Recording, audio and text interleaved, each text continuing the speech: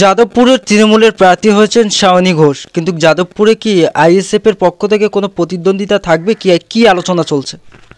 এখনো পর্যন্ত আলোচনা আছে যাদবপুরের প্রার্থী নিয়ে। আজকে আমাদের যে মূল শক্তি বিধানসভা আমাদের ভাঙড়, যেটা হচ্ছে যাদবপুরের মধ্যে আমাদের প্রধান এবং অন্যতম শক্তি স্থল। সেখানকার নেতৃত্ব যারা আছে ব্লক ভিত্তিক মানে অঞ্চল ভিত্তিক যারা নেতৃত্ব আছে তাদের নিয়ে আজকে আমাদের হেড অফিসে মিটিং চলছে, তাদের মতামত নেওয়া হচ্ছে। এবং আমি ইতিপূর্বে যেটা বললাম, জোট প্রক্রিয়ার দরজা আমরা খুলে রাখছি। তো সেইখানে যদি এরকম কোনো অপশান আসে যে জোটের প্রক্রিয়া এগোনো যাচ্ছে না, তাহলে যাদবপুরের প্রার্থী ঘোষণা হয়ে যাবে সেকেন্ড ফেজে।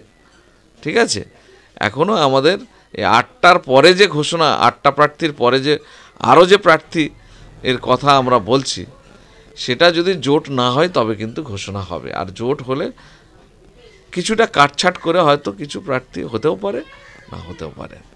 নাটক করে, বিভিন্ন রকম অঙ্গভঙ্গি করে, নাচ গান করে ভোট চায়, মানুষের মন জয় করার চেষ্টা করে। আর ভোট চলে গেলে সারা 5টা বছর তাদের টিকিটা পর্যন্ত পাওয়া যায় না। সাধারণ মানুষ যে দুরবস্থা, সেই দুরবস্থার মধ্যে পড়ে থাকে, তাদের কথা লোকসভাতে বলার মতো কেউ থাকে না।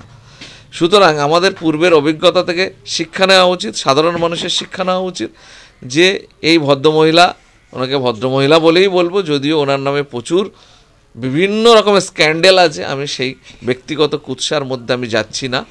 সুতরাং আমি ওনাকে ভদ্রমহিলা বলেই বলি।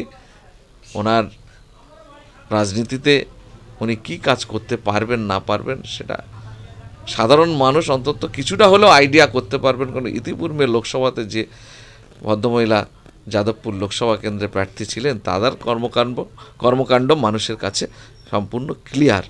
সুতরাং আমরা আশাবাদী মানুষ বিবেচনা করবে এবং তার মূল্যবান ভোট সঠিক জায়গায় দেবে, দিয়ে আগামী দিনে তার নিজের অধিকারকে সুনিশ্চিত করবে। আইএসএফের পক্ষ থেকে আমাদের আবেদন থাকবে, আমরা জোট না হলে যাদবপুরে প্রার্থী দেব। আর যদি জোটের সেরকম কোনো সম্ভাবনা তৈরি হয় তাহলে আলাদা পরিবেশ হবে, সেক্ষেত্রে কি হবে না হবে জানি না, কিন্তু জোট না হলে আমরা যাদবপুরে প্রার্থী দেবো। এখনও পর্যন্ত সেরকমই পার্টির সিদ্ধান্ত আছে। সেক্ষেত্রে আমি চাইব যে আইএসএফ মানুষের স্বার্থে লড়ছে, মানুষের স্বার্থে কাজ করছে, মানুষের অধিকারের কথা বলছে, মানুষের প্রাপ্যর কথা বলছে, গরিব অসহায় নিপীড়িত বঞ্চিত মানুষের কণ্ঠস্বর হিসেবে আমাদের দলের চেয়ারম্যান নওশাদ সিদ্দিকী প্রতিনিয়ত গলা ফাটাচ্ছে বিধানসভার মধ্যে।